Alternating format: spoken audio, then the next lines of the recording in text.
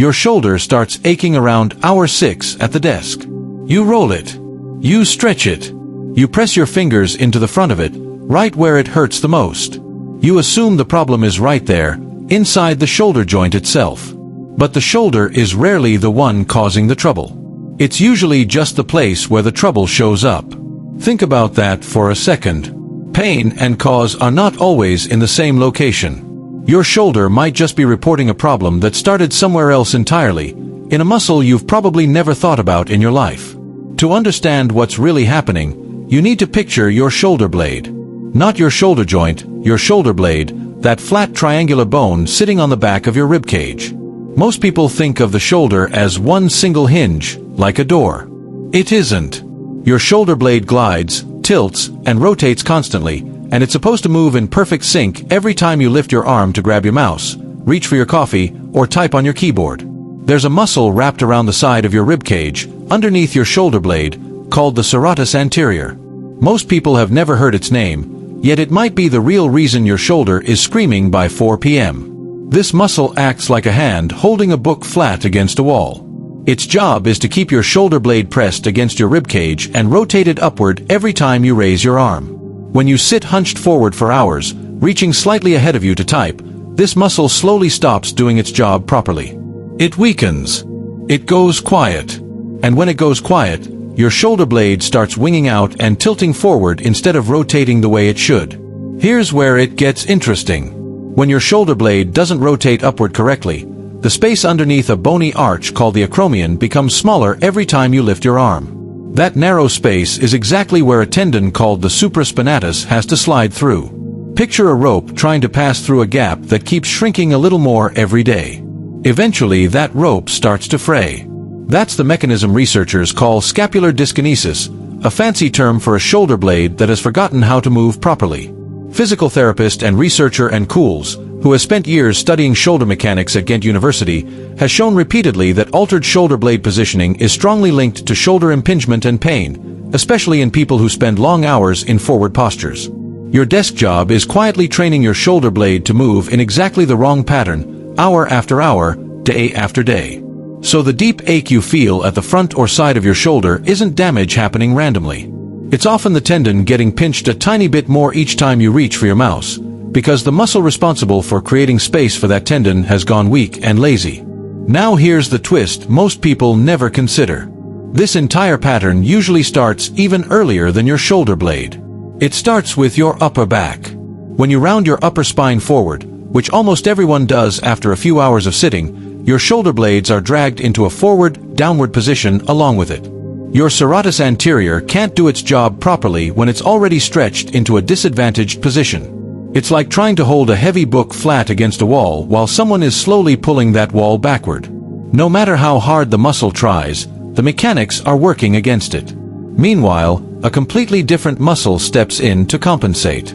Your upper trapezius, the thick muscle running from your neck to your shoulder, starts working overtime to hoist your arm up since your shoulder blade isn't stabilizing properly anymore. This is why so many people feel that tight, burning knot right at the top of the shoulder, near the neck. That knot isn't the injury.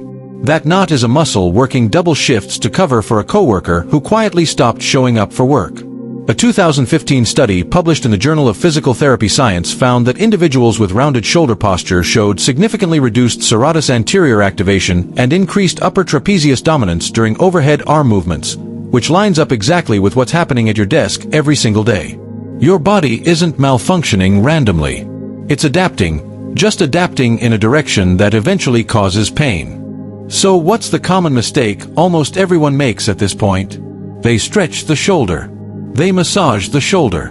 They ice the shoulder. And temporarily, it feels better, because you're addressing the location of the symptom. But the tendon keeps getting pinched in that same narrow space every single day, because the shoulder blade still isn't rotating properly, because the serratus anterior is still asleep, because your upper back is still rounded forward for 10 hours a day. You're mopping the floor while the pipe keeps leaking. This is where biomechanics actually offers something practical, not just theoretical. The World Health Organization and multiple occupational health guidelines emphasize that sustained static posture, more than any single bad movement, is the primary driver of musculoskeletal strain in desk-based work. It's not one terrible moment that damages your shoulder. It's thousands of small repetitions in a compromised position, repeated without variation. So what actually helps? First, your upper back needs to move. Every hour, a simple extension of your thoracic spine, rolling your shoulders back and gently arching your upper back over the top of your chair, takes your shoulder blades out of that forward, dump position and gives your serratus anterior a fighting chance to do its job again. Second, that quiet muscle needs to be woken up on purpose. A simple wall slide, where you press your forearms and the backs of your hands against a wall and slide your arms upward while keeping contact, directly activates the serratus anterior and retrains the upward rotation pattern your shoulder blade has forgotten. You don't need equipment. You don't need 20 minutes. You need consistency, because this muscle responds to repeated, correct movement, not to a single stretch. Third, look at how far forward your mouse and keyboard sit on your desk. If you're constantly reaching slightly ahead of your body, you're asking your shoulder blade to stay in that forward tilted position for hours without a break. Pulling your keyboard and mouse closer, so your elbow stays near your side, removes a huge amount of that sustained forward pull. None of these changes require you to stop working or buy expensive equipment.